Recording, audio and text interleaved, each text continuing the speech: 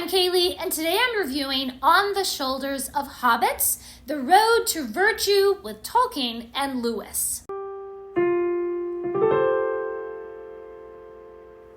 I picked up this book to fulfill one of the prompts in the June Journeys with Inklings Readathon.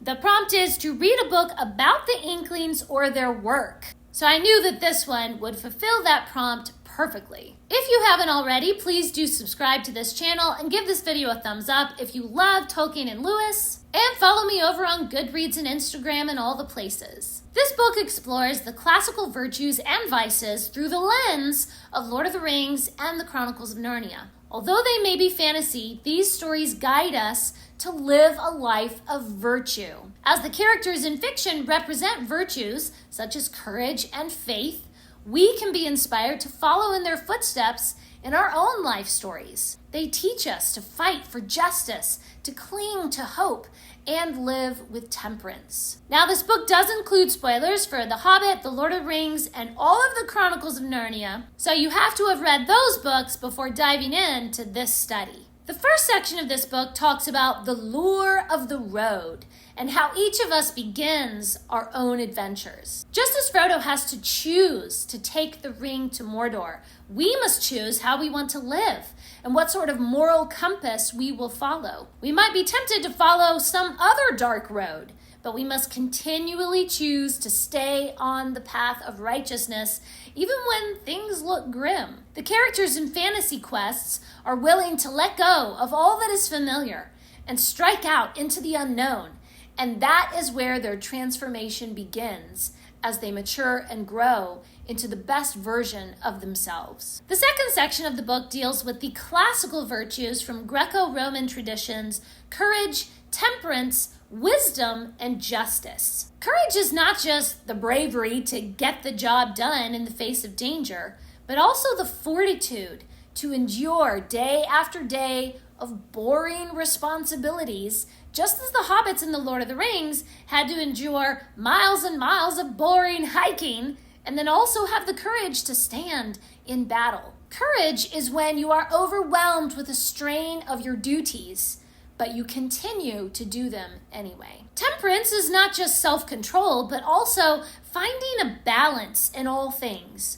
People sometimes think of temperance as just not being allowed to enjoy anything for fear of overindulgence. But temperance is not about denying yourself any pleasures, but about not letting those pleasures control you. You need temperance to balance all the facets of life. Even courage, if courage is too rash and reckless, that is just as unbalanced as having no courage at all. Proper courage is temperate and wise. All the virtues work together in a well-balanced personality. Wisdom is all about discernment and using knowledge properly to make good decisions. All the villains in The Lord of the Rings are very smart, but they make poor decisions because they don't apply their knowledge correctly. They become fools because they can't discern the value of the people in the world around them. When Frodo looks into Galadriel's mirror, she tells him she thinks he will have the wisdom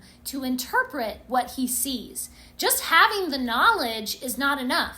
You must also correctly judge between what is right and wrong. Justice is not about perfect equality or even fairness, but about what is right and harmonious. True justice brings people and things into their proper relationships with the world around them. A balanced society will have a harmony of justice that mirrors the justice and mercy of God, just as Aragorn's reign at the end of The Lord of the Rings brings both healing and rightful punishment. The next section explores the theological virtues: friendship, faith, hope, and love.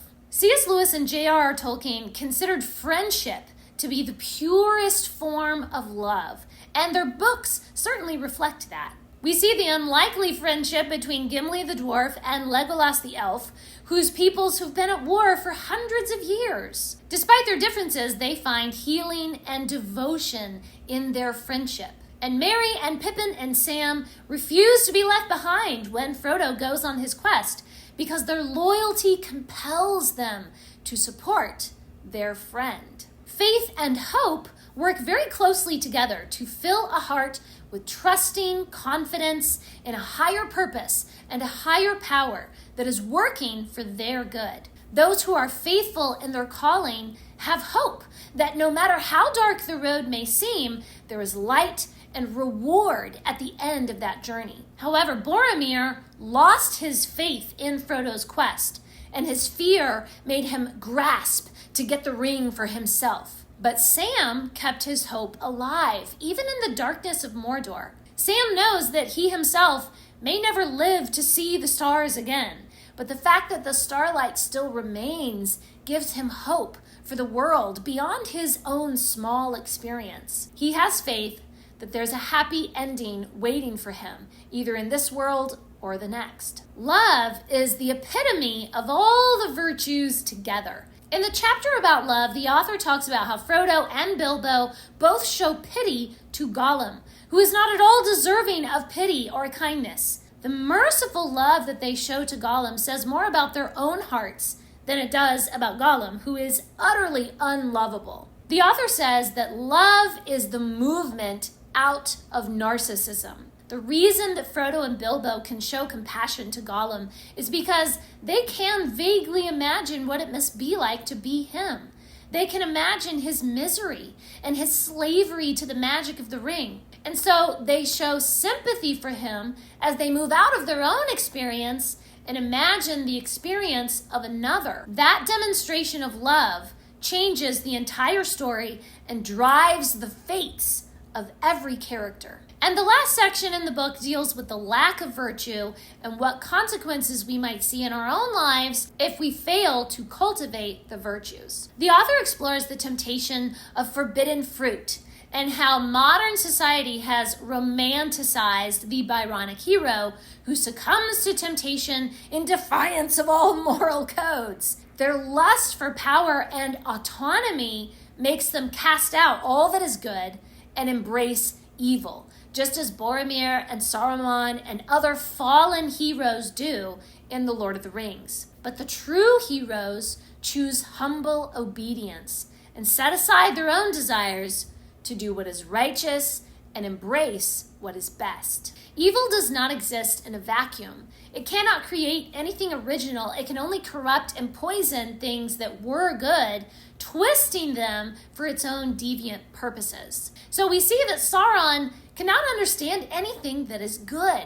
He cannot imagine that anyone would want to destroy the ring. So he's blinded to the true nature of Frodo's quest. Just as the White Witch hates Aslan's beautiful song of creation in The Magician's Nephew, evil cannot abide the light and chooses to turn away blind rather than allow the light to expose and maybe cleanse the corruption within. I really loved that this book brought in many Christian examples and Bible verses to further explore each virtue in its purest form in the person of Christ. It brought so much depth to each subject and really solidified the eternal meaning of living a life of virtue. The writing is compelling and inspiring. I love how the different subjects are organized and how each chapter builds on the previous ideas until you have a comprehensive picture of how all the virtues work together and how the stories of Lewis and Tolkien